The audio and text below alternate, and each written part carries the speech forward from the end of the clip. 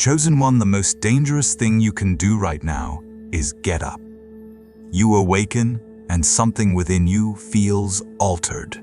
Your body carries a weight it did not yesterday, as if your very bones are tethered to the bed. Your legs resist movement, and your mind sinks into a stillness that feels almost sacred. Then it comes not from the clamor of the outside world, but from the hidden chamber of your spirit. A voice, quiet yet undeniable. Stay, rest. This silence is not defeat. This pause is not surrender. It is not life slipping past you while you lie still. It is heaven itself pressing pause upon your path, not to confine you, but to ready you. What feels like delay is in truth preparation for a leap so vast, it will alter the course of your destiny. You are not falling behind. You are being set apart. This is not wasted time. It is God's appointed time. And when His time unfolds, every moment you thought was lost will return, multiplied beyond measure. In these next moments, I will show you why this rest is not a setback, but the most strategic move heaven could make for your future. Obeying this call is not optional. It is the line that separates walking into destiny half prepared from stepping into it with unstoppable authority. Before we go further, I ask you to act in faith. Like this message, subscribe if you have not, and mark the comments with 99. Why 99? Because heaven remembers the shepherd left the 99 to rescue the one. That one is you, the one He protects, the one He guides, the one He is preparing even now. When God tells His chosen to pause, it is never the end of their usefulness. It is the unseen setup for a future they could not have dreamed. Do not see it as interruption. It is a divine maneuver. Picture the master archer. Before the arrow cuts through the air with deadly precision, he does not push forward, he pulls back. And the greater the pull, the greater the release. Perhaps today your life feels pulled backward, plans stalled, doors closed, strength fading. But heaven calls this the preparation for your greatest launch. What you call delay, God calls positioning. The danger lies in confusing stillness with stagnation. Many cannot endure the silence, so they force movement. But forced movement breeds noise, exhaustion, and collapse. God refuses to let that be your story. He shields you from a premature release that would squander your potential. You are being held in what I call the holy tension, the sacred space between God's not yet and His now. This is the hidden chamber where destinies are sharpened, faith is purified, and authority is forged. In the kingdom, rest is never weakness. Rest is weaponry. The enemy feeds on frantic motion. He thrives when you are running in circles, draining your strength, making choices born of fear instead of faith. But when you obey God's command to rest, you break His grip. You anchor yourself, not in chaos, but in divine timing. And timing is everything in the spirit. Step too soon, and you move in misalignment. Step too late, and the opening is gone. But step in God's time and watch the impossible unfold, doors swing wide, obstacles bow low, and every no transforms into a supernatural yes. Yet here is what most overlook. Rest is not only for the body. It recalibrates your spiritual sight. When you withdraw from the rush, your vision clears, discernment sharpens. You begin to see what busyness had blinded, subtle warnings, hidden pathways, the quiet whispers of God that carry the blueprint of your next breakthrough. This is why chosen ones in a season of rest receive clarity others cannot grasp. The world may see you as idle, but heaven knows you are in advanced training. Think of the soldier in special forces. He is not always on the battlefield. Much of his strength is built in silence, in hidden rooms where skills are sharpened, strategies studied, and endurance forged for battles still ahead. When the mission arrives, the soldier moves with precision, that seems effortless. Yet what looks sudden to others is the fruit of countless unseen hours of discipline. That is you now. God is shaping within you a strength that will appear instant, but only because it was forged in secret. And make no mistake, this preparation is not generic. It is crafted to your design, to your calling, to the exact battles and victories that lie ahead. The conversations you are destined to hold, the people you are meant to meet, the doors you are appointed to walk through, each is being aligned with the accuracy of heaven's strategy. Until every piece falls into place, God holds you still, not to frustrate you, not to tease you, but to guarantee that when you step forward, the ground before you is already cleared, the threats dismantled, and the advantage divinely secured. So hear this: do not despise the pullback season. The greater the tension you feel now, the farther the release will carry you. And when it comes, it will not be a quiet walk forward. It will be a supernatural surge. A force that collapses years into moments, carrying you swiftly into the place you could never reach in your own strength. Which brings us to the question you must hold in your spirit. If God is drawing you back like an arrow, how far is He planning to send you? The answer to that may be the very reason He is keeping you in place a little longer. While you rest, something far greater than recovery is unfolding in the unseen realm. God is not merely replenishing your strength, He is fortifying your destiny.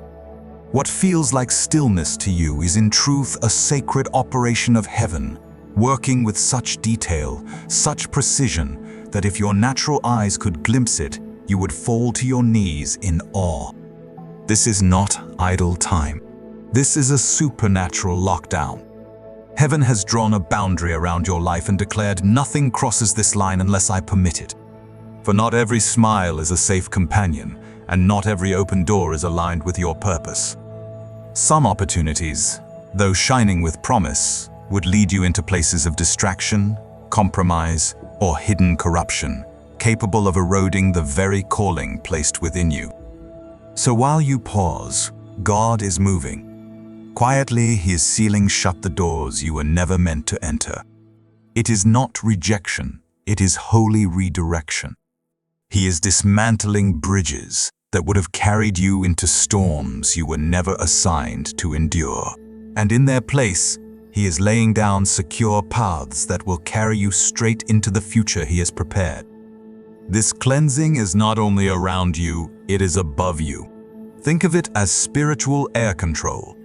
Your destiny is a runway, and before the aircraft of your calling can ascend, the skies must be cleared. Interference, both visible and invisible, is being swept away so nothing can block the lift of what God is about to release through you. People with hidden agendas, voices that weaken your faith, influences that drain your spirit. One by one, they are being pushed to the edges of your life. You may not recognize the absence immediately, but one day you will look back and see the mercy. If that person had remained, if that opportunity had succeeded, it would have poisoned everything God was preparing to release. And know this: such removals are rarely comfortable. Sometimes God's protection looks like sudden silence from someone who once called daily. It looks like a deal unraveling at the last moment. It looks like the invitation you waited for that never came. At first, it feels like loss. But in truth, it is surgery precise, deliberate, and essential for survival in the next phase. The skilled surgeon does not only remove infection, he cleanses, seals, and strengthens, so the body emerges more whole than before. That is what is happening around you now. The spiritual atmosphere is being operated on. Angels are on assignment, intercepting snares before your feet approach them, silencing conversations designed to slander your name, turning decisions in unseen rooms toward your favor. Not because of what you did in this moment, but because God's covenant demands that your path remain guarded. And here is what many overlook: not every attack looks like a threat. Some wear the mask of blessing. A person who seems supportive but quietly diverts your focus. An opportunity that shines golden but conceals a cost too heavy to bear. This is why rest is critical. When you rush, the subtle signs of danger blur. But in stillness, heaven can root you securely without your resistance. What feels like lack of movement is not weakness. It is your cooperation with divine intervention. Think of this as God tending the soil of your life. Before a new harvest can rise, the ground must be broken open, the weeds uprooted, the pests driven out. Plant too early, and what was meant to flourish would be strangled. But in this season of rest, you are granting God permission to do the deeper work, to remove what endangers, to prepare what sustains. So that when you rise, the path before you is not only clear but pure, prepared, and uncontaminated. And here is the wonder. While you feel as though nothing is happening, heaven is engaged in the most intense security operation on your behalf. God is not only blocking what could destroy you, He is staging what will advance you. The relationships that will strengthen you, the alliances that will uphold you, the divine appointments that will unlock your next chapter, each is being arranged now, piece by piece, with the precision of a master strategist. So when frustration whispers in your stillness, remember, you are under divine guard.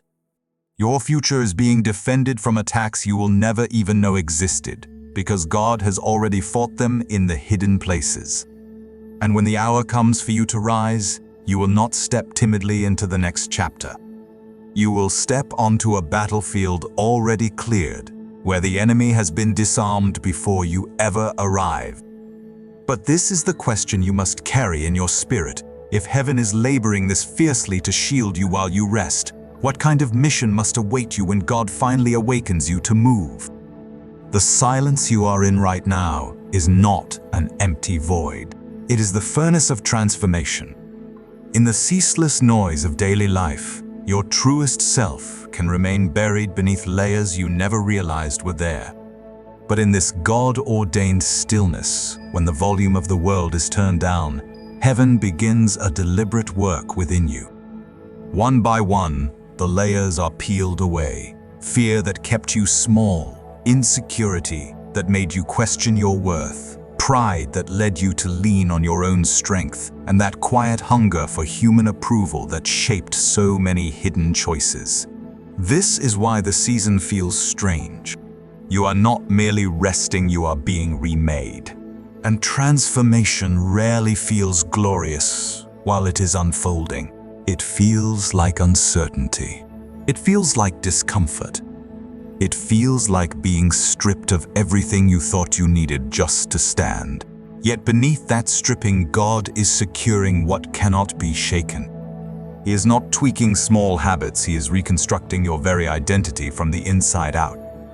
It is like a seed buried in the soil. On the surface, nothing seems alive, no movement, no breakthrough, no sign of progress.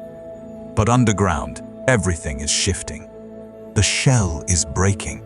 Roots are digging deep, reaching for hidden streams that will sustain them long before a single leaf breaks into view. It is in this unseen place where real strength is formed. Strength that endures is not proven in calm skies, but in the storms that press against it. And like the seed, true power is never in what is seen above the ground. It is in the depth and reach of the roots forged in darkness. That is what God is doing in you now. Hear this: public victory is always built upon private surrender.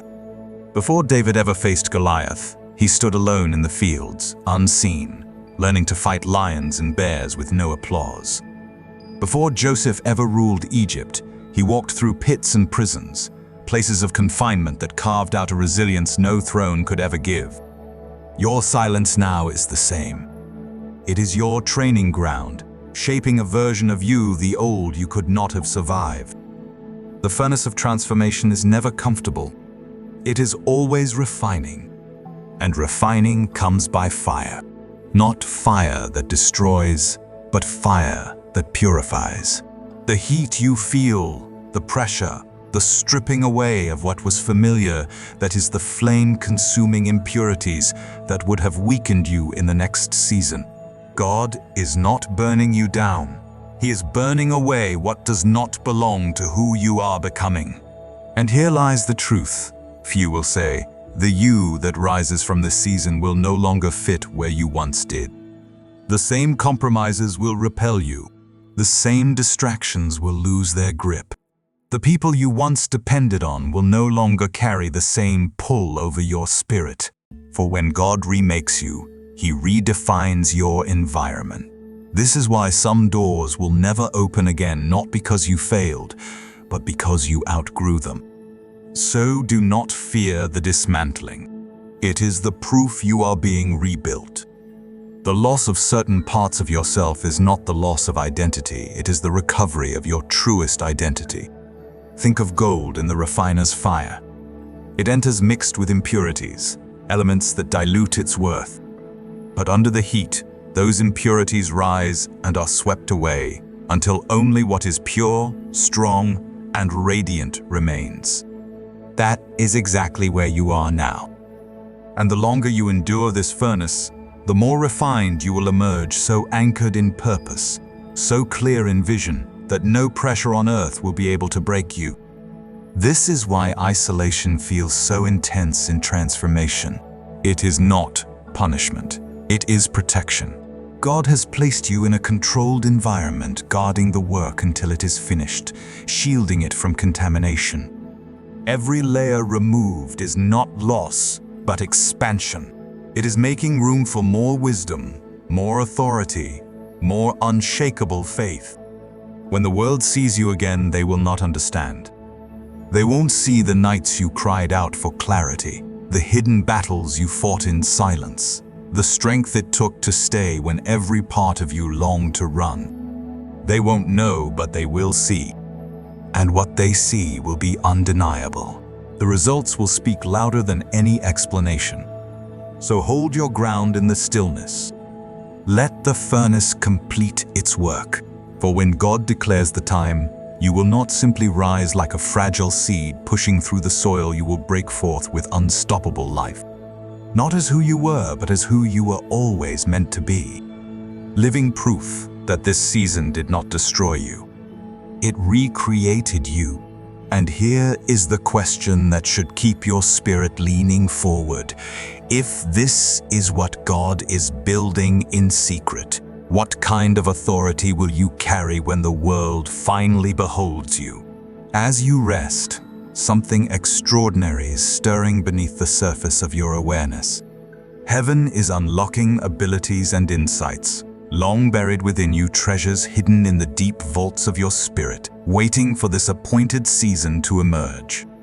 What feels like pause is not mere recovery, it is resurrection. This stillness has become your incubation chamber, where what once lay dormant is being revived, refined, and prepared for purposes that will astonish even you.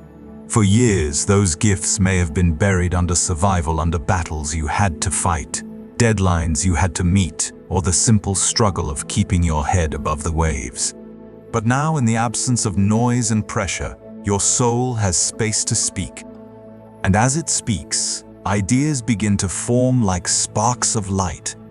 Creative solutions flash across your mind, not as random thoughts, but as divine downloads straight from heaven's throne. This is no coincidence. It is activation, and these awakenings are not given for vanity, not for applause, not to simply do more, they are for mission. Every ability surfacing within you is a tool, shaped by the hand of God, crafted for the very battles, assignments, and opportunities awaiting you in the next chapter of destiny. Some gifts will be practical skills sharpened, abilities repurposed, talents applied in ways you never imagined. Others will be supernatural, heightened discernment, prophetic insight, and authority in your voice that was never there before.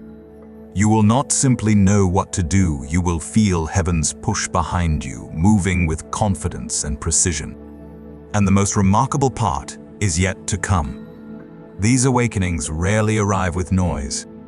They often come in subtleties. You notice solutions where before you only saw problems. You begin to grasp complexities with an ease that surprises even you.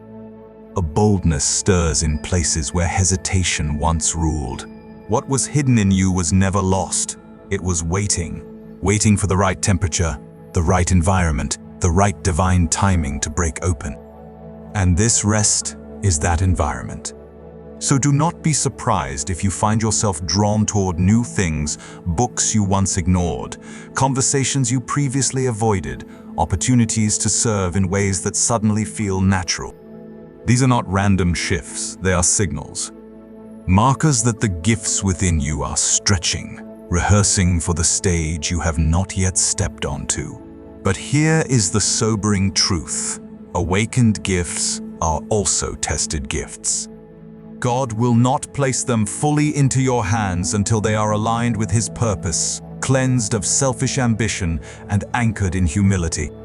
This is why the awakening often happens in secret. No spotlight, no stage, no applause, only you and the quiet weight of something powerful forming in the hidden place. Heaven does not rush what is eternal, for what awakens too early burns out too soon. But when the time comes, you will not need to force doors open. You will not need to beg for recognition.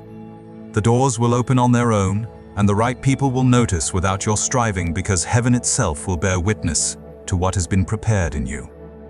The opportunities will align without your striving. You will not need to twist circumstances into your favor. For the gifts awakened by God are not upheld by human approval, they are sustained by divine assignment. So if you have felt a strange stirring within your spirit, an unexplainable curiosity, a sudden flow of ideas, a clarity you did not have before, pay close attention. This is the evidence that the incubation chamber is doing its work. And every day you remain in obedience, more is being unlocked. Because when the season shifts and God commands you to move, you will not step into the next chapter empty-handed. You will walk into it armed. Every tool sharpened, every gift activated, every insight loaded like arrows waiting in the quiver. You will advance not as one who merely survived the waiting, but as one who has been transformed into a weapon heaven can wield with precision. And here is the question you must hold in your spirit. If the gifts awakening within you during this hidden season are already this strong, what will happen when God fully releases them into the world? When the pause ends, you will not wander in confusion, wondering if perhaps it is time. The shift will be undeniable. The weight that once pressed on you, the heaviness that made every step feel like wading through water, will suddenly lift. And when it comes, it will not be subtle. You will feel it like a chain snapping off your spirit. The very air around you will seem charged with a new energy, a readiness you cannot deny. Clarity will flood in, sharp and sudden, almost startling in its intensity. Questions you have carried for months, even years, will find answers in moments.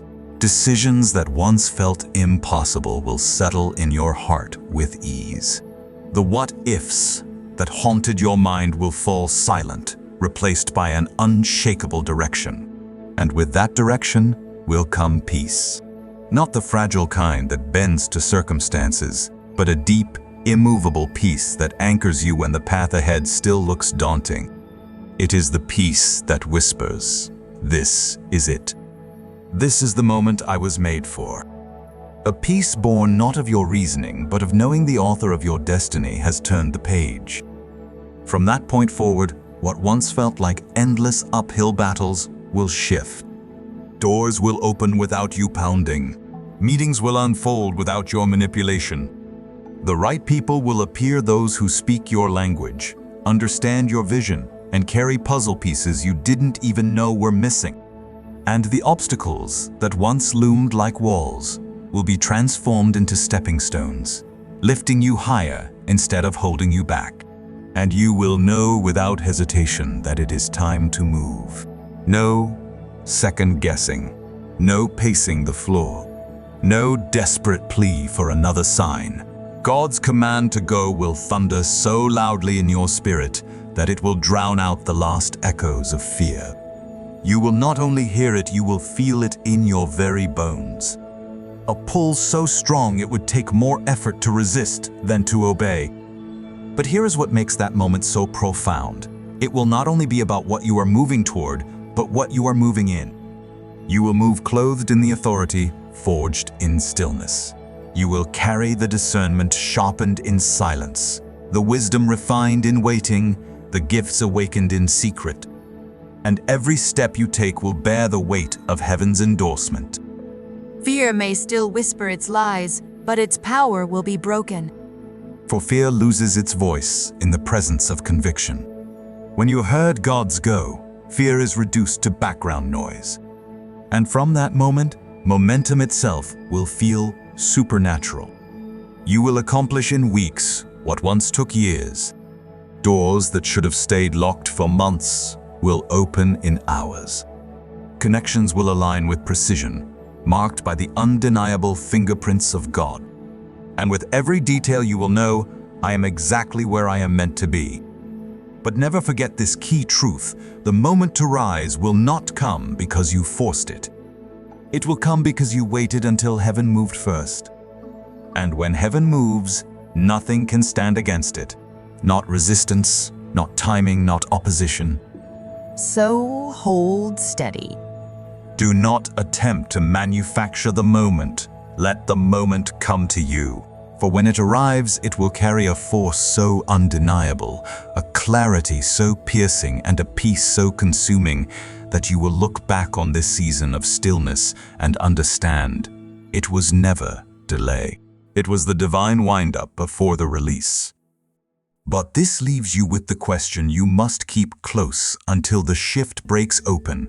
When God's go roars through your spirit, will you have the courage to leap without looking back? Chosen one, hear this: the greatest war you will ever fight is not the one where you swing your sword.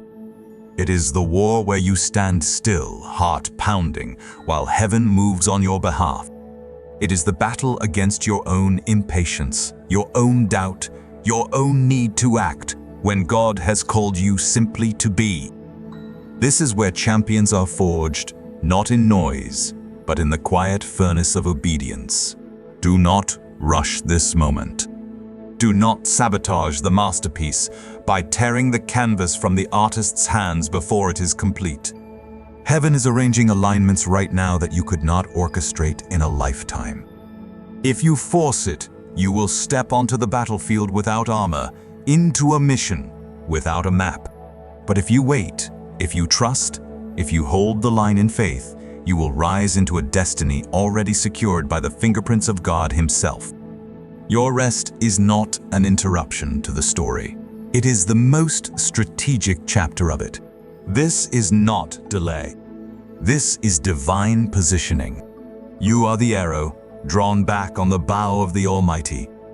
And when He releases you, no power in hell, no human resistance, no earthly barrier will halt your flight.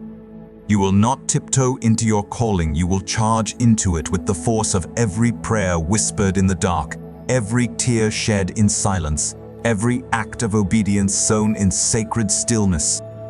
So if God has you in the bed, remain there, not as a prisoner of circumstance, but as a soldier under command. You are not lying there in defeat, you are lying there in victory already written. And when heaven calls your name, you will rise unshakable, undeniable. Chosen one, if this word has pierced your spirit, if you feel the weight of truth resting in your chest, I want you to declare it openly. Write these words in the comments. I will wait for God's go. Declare it. Seal it. Let the world and the enemy know you refuse to move until the commander of heaven gives the signal.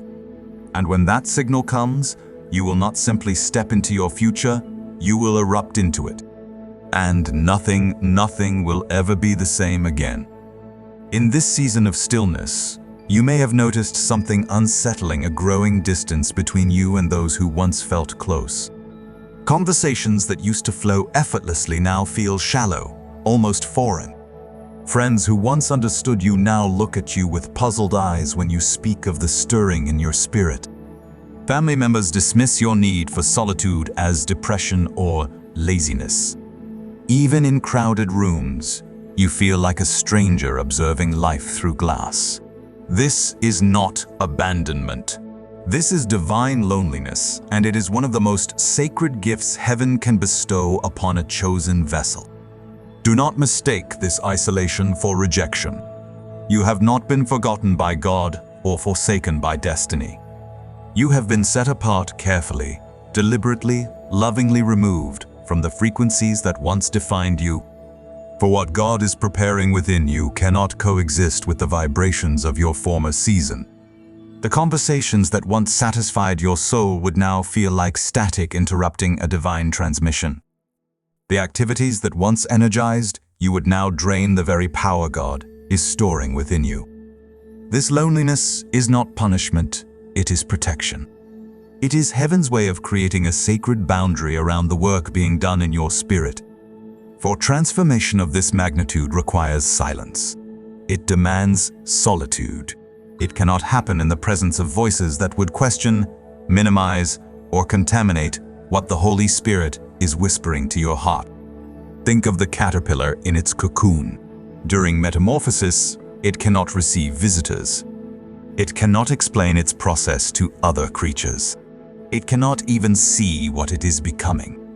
All it knows is that its old form is dissolving and something entirely new is taking shape. The loneliness is not cruelty, it is necessity.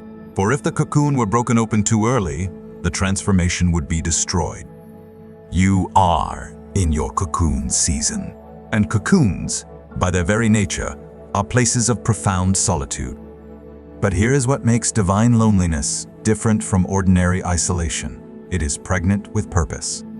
Every moment you spend feeling disconnected from the world is a moment you are being more deeply connected to your calling.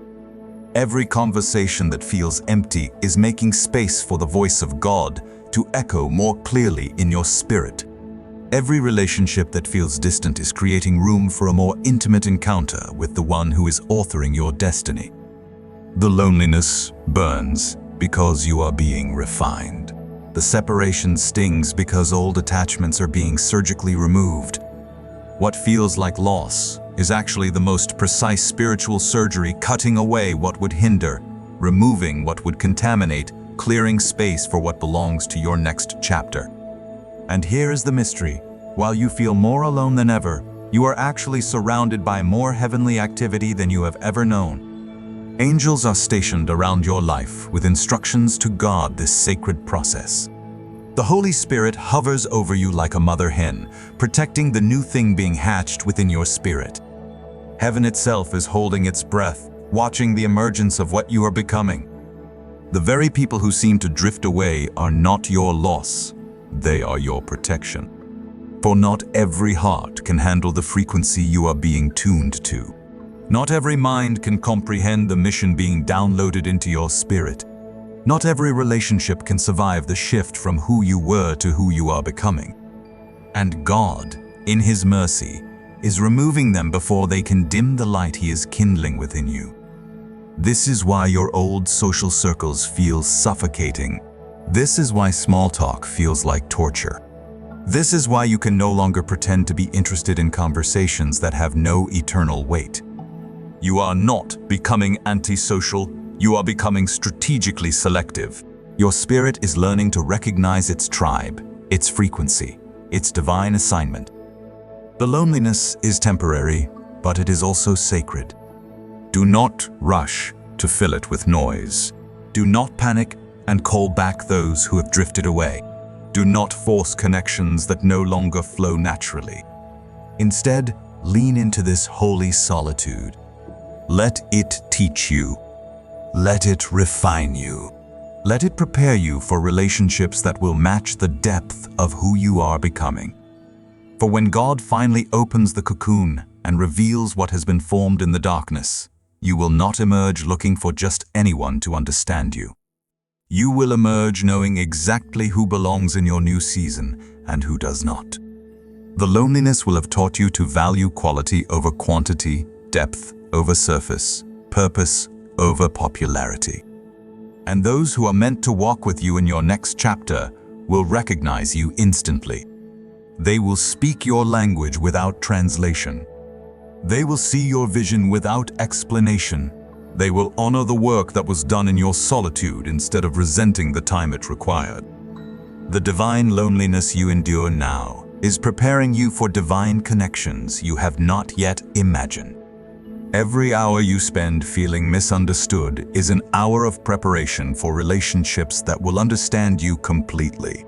Every day you feel isolated is a day of preparation for a community that will celebrate the very things others could not comprehend. So do not despise this season of sacred separation. Do not fight the divine loneliness, embrace it. For it is not emptiness, it is space being carved out for something greater. It is not abandonment, it is appointment to a deeper intimacy with your Creator and a clearer understanding of your purpose. When the transformation is complete, you will look back on this lonely season and see it for what it truly was. Not the time when everyone left you, but the time when God had you all to Himself. Not the season when you lost relationships, but the season when you found your truest identity. And in that finding, you will discover that you were never truly alone at all. You were in the safest hands in the universe, being prepared for connections more beautiful than anything you left behind. While you lie in this season of apparent inactivity, while the world sees only stillness where you once moved with purpose, something magnificent is happening that no earthly eye can detect. Heaven is placing upon your head a crown that exists beyond the realm of the visible, a crown woven not from gold or precious stones, but from wisdom earned in waiting, authority forged in silence, and power refined in the furnace of hidden preparation. This is the invisible crown, and it is more valuable than any earthly recognition you have ever sought. You cannot see it in the mirror. Others cannot detect its weight upon your brow. There are no photographs that capture its brilliance, no ceremonies that acknowledge its bestowal. Yet, it rests upon you now, growing heavier and more radiant with each day you choose obedience over impatience, trust over anxiety, divine timing over human urgency. This crown is not earned through applause. It is earned through anonymity. It is not awarded for public victory. It is awarded for private surrender. Every moment you resist the urge to force doors open, every day you choose to wait when everything within you screams to move, every night you fall asleep trusting God's timing instead of your own understanding, these acts of faith become jewels set into a diadem that will never tarnish, never fade, never be stolen. The world measures authority by titles, positions, recognition, and influence. But heaven measures authority by depth, by how deeply you have allowed God to work within you, how completely you have surrendered to His process, how thoroughly you have been emptied of self so that His power can fill every space. And this kind of authority cannot be given in boardrooms or bestowed in ceremonies. It can only be forged in the secret place, in the hidden chamber of your heart, where only God is witness to your transformation. This is why your current season feels so paradoxical. While you appear powerless to those around you, true power is being concentrated within you. While you seem to be doing nothing of significance, the most significant work of your life is being accomplished. While others may pity your stillness, heaven is celebrating the coronation that is taking place in realms they cannot perceive. The invisible crown carries with it privileges that no earthly position could ever provide. It grants you access to divine strategies that bypass human logic. It opens doors that were never meant to open for those who wear only visible crowns. It causes your words to carry weight beyond their natural impact, your presence to shift atmospheres without explanation, your prayers to move mountains that seemed immovable. But here is the sacred mystery. This crown can only be worn by those who have learned to rule themselves first. It is not given to those who crave public recognition, but to those who have found their identity in private communion with the King of Kings. It does not rest on heads that seek to be seen, but on those that have learned to see clearly in the darkness of waiting. Every earthly crown comes with the burden of performance, the constant pressure to prove worthiness, to maintain appearance, to satisfy the expectations of those who watch. But the invisible crown comes with the freedom of authenticity.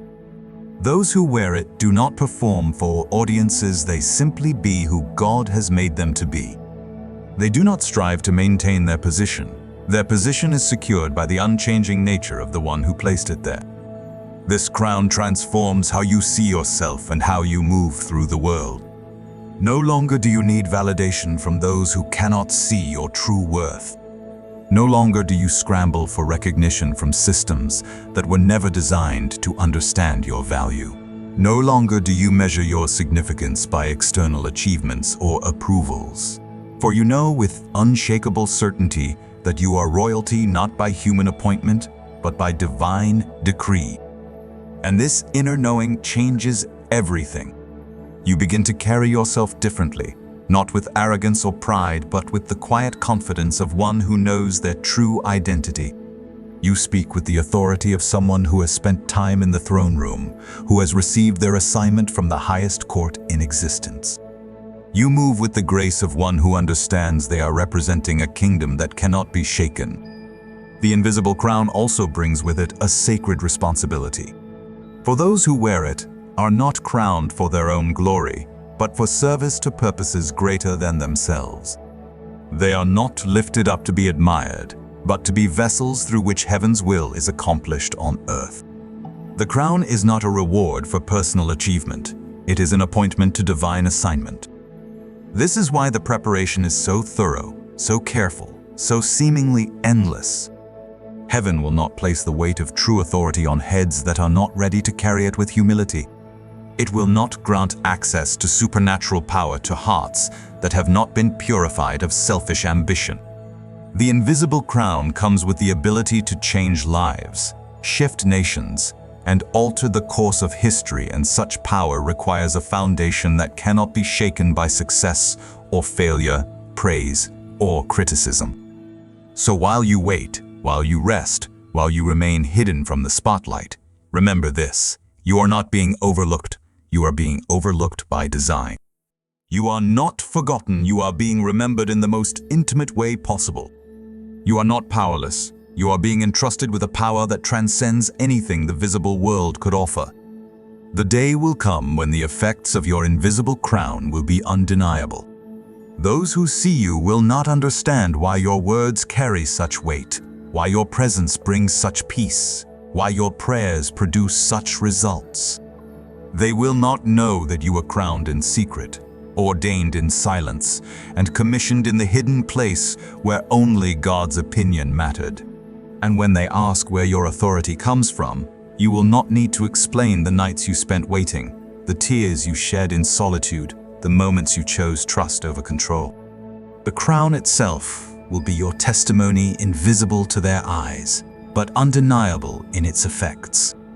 For the invisible crown is not meant to be seen, it is meant to be experienced. Not by you alone, but by every life you touch, every heart you encourage, every destiny you help unlock. The crown does not make you visible, it makes heaven visible through you. So rest in this truth, chosen one, while the world may not see your crown, the one who matters most not only sees it, he placed it there himself. And when the time comes for you to rise and walk in the fullness of what has been prepared, you will not rise as a commoner hoping for recognition, you will rise as royalty, crowned by the King of the universe, carrying authority that was earned in secret and will be displayed in power. The invisible crown is yours. Wear it with honor, even when no one else can see it. For in the realm that matters most, you are already enthroned. In a world that worships at the altar of constant motion, your stillness is an act of revolution. In a culture that measures worth by output, your rest is a declaration of war against a system designed to consume your soul. In a society that screams, produce, or perish, Your obedience to divine timing is the most radical rebellion you could ever wage. Make no mistake, what you are doing right now is not passive submission to circumstances. It is active resistance against the tyranny of a world that would steal your destiny by convincing you to move before heaven gives the signal. This is sacred rebellion, and it requires more courage than any earthly battle you could fight. The enemy of your soul knows that if he can get you to move in your own timing, he can sabotage everything God is preparing. He understands that premature action breeds exhaustion, wrong connections, and missed divine appointments. So he uses the world's voice as his weapon, whispering through well-meaning friends who question your stillness, through family members who label your rest as laziness, through a culture that equates motion with progress. But you, chosen one, are refusing to bow to these false gods of productivity and performance. You are committing the most sacred act of defiance possible, trusting God's clock over the world's urgent demands. Every morning you choose to remain in rest. When the world tells you to rush, you are striking a blow against systems that profit from your anxiety. Every day you refuse to force doors open when society screams that opportunity is slipping away. You are declaring that your life operates by kingdom principles, not market pressures. Every moment you resist the urge to justify your stillness to those who cannot understand it, you are taking a stand for divine authority over human opinion. This rebellion is sacred because it costs you something. It costs you the approval of those who measure success by visible achievement. It costs you the comfort of blending in with the frantic pace around you. It costs you the temporary satisfaction of feeling productive in ways the world recognizes. But what you gain in return is infinitely more valuable: alignment with the rhythm of heaven itself. The world system is designed to keep you exhausted, distracted, and dependent on external validation. It thrives when you are too busy to hear God's voice, too tired to discern His will, too anxious to trust His timing. Your rest breaks this cycle of spiritual slavery. Your stillness declares that you belong to a different kingdom, one that operates by faith, not fear, by divine timing, not human urgency, by supernatural strategy, not worldly wisdom. This is why your rebellion feels so uncomfortable. You are literally rewiring years of conditioning that taught you to equate your worth with your work, your value with your visibility, your significance with your speed. Every fiber of your flesh has been trained to perform, produce, and prove yourself worthy of love and acceptance. But now, in this sacred season, God is teaching you a truth that threatens the very foundation of worldly thinking. You are beloved not for what you do, but for who you are. And this revelation is dangerous to every system that depends on your insecurity to function. The sacred rebellion goes deeper than simply resting your body. It is the overthrow of false beliefs about your identity. When you refuse to define yourself by your productivity, you are rebelling against a lie that has enslaved millions. When you choose to find your worth in God's love rather than human applause, you are starting a revolution in your own heart that will eventually transform everything around you. This rebellion also requires you to resist the subtle violence of comparison. The world will parade before you the achievements of others who seem to be moving faster, climbing higher, accumulating more. It will whisper that while you rest, others are advancing, that your obedience to God's timing is causing you to fall behind in some cosmic race. But you, sacred rebel, know better. You understand that your path is not their path. Your timing is not their timing. Your assignment is not their assignment. You refuse to be bullied by the myth of linear progress. You reject the lie that everyone should be moving at the same speed toward the same goals. You understand that divine strategy often looks like foolishness to human wisdom, that God's ways are not only different from the world's ways, they are deliberately opposite. While the world says hurry, God says wait. While the world says prove yourself, God says know yourself.